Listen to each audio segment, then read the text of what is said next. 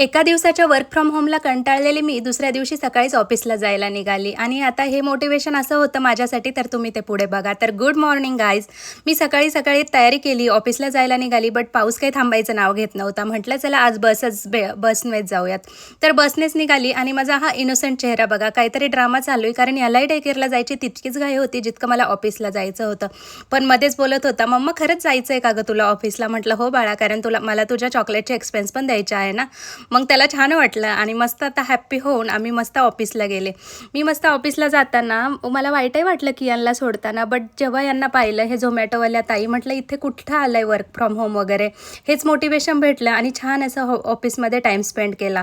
Evening झाली, पाऊस पण कमी झाला की यांना घेतलं, घरी आले आणि मग आमची चालू झालं आमचं ट्रॅव्हल आणि टूरचं जे आहे ते खेळणं. इतक्या गाड्या आहेत की आता आम्हाला नाही वाटत पुढे गाड्यांची काही गरज पडेल असं.